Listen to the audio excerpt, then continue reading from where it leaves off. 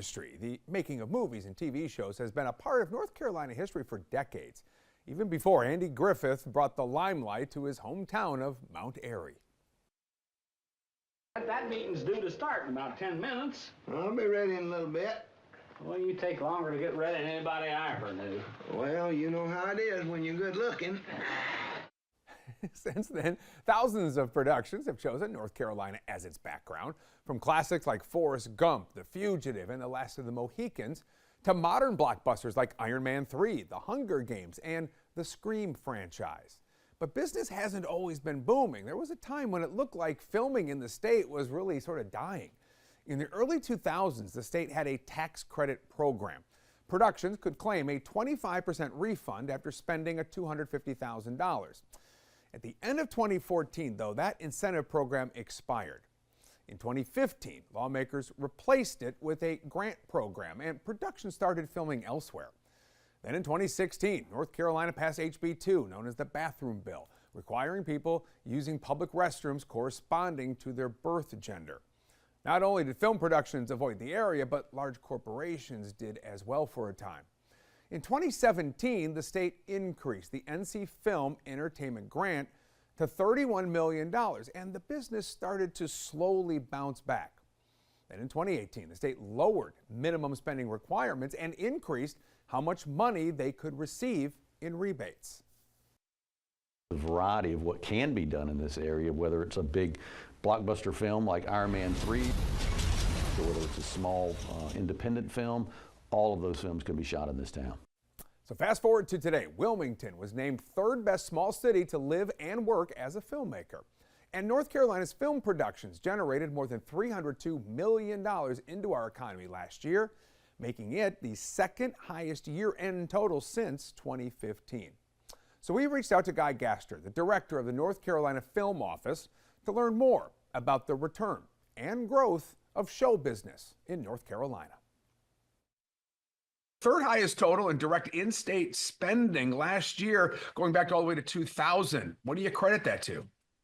You know, we've done a lot of efforts to stabilize the state's incentive, and I think that people are catching on to North Carolina and what we have once again here. And I would be remiss if I didn't say, obviously, our hardworking crew members also, but certainly that stabilized incentive has made a difference in our recruiting efforts. Is the momentum continuing into 2025?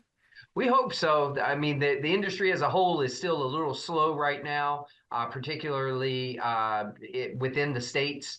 But we're waiting to hear on a couple of projects, including a few in the Charlotte area that are series, and whether or not they get renewed, and therefore will there be another season. So we do expect there to continue to be momentum, but it's off to a little bit of a slow start. Explain just how competitive this is to land projects. We know other states, Georgia, for example, very, very aggressive in this. Yes. In the U.S. alone, over 2/3 of the states offer some sort of financial incentive to try and attract this kind of industry.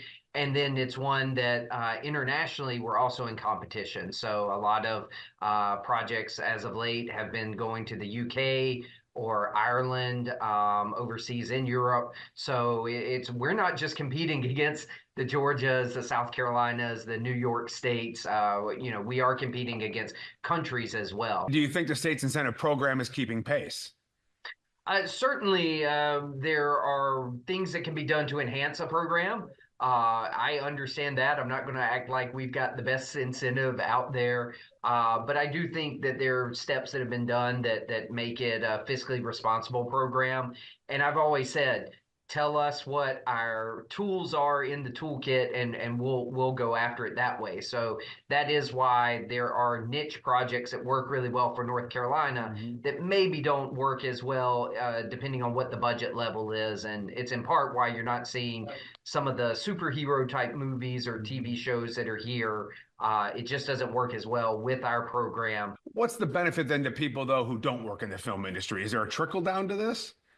There certainly is, and I would be remiss if I'd said, that $302 million you referenced that was last year. That is, again, direct spend. So that's not a ripple effect yet, but yes, we know that it's there. And I would say the other part is just because a project isn't filming in your particular neighborhood doesn't mean that the film industry isn't impacting it. The vendors that are used come from throughout the state. So again, someone may be filming there in Mecklenburg County, but they might work with a vendor out of Iredell County or Catawba County and never a camera go up there. So it doesn't mean just because they're not shooting there that the industry isn't touching those areas as well. You mentioned a bit of a slow start to the new year. Overall, though, are you optimistic? I am optimistic. I do think that 2025 should be another year and be around that 300 million figure again. But it is we'll see what happens. It was a very good end of last year, and while we would love to have it spread out, if that's what happens again, we'll certainly make do and are doing our best to try and get some projects in right now. But historically, the first of the year usually is a little slower for us here in North Carolina. So there you go. Guy Gaster with Film NC. Guy, I appreciate you taking some time to talk to us. It's always fun to go back and watch the movies that were shot here in Charlotte and look for the skyline and the things like that, right?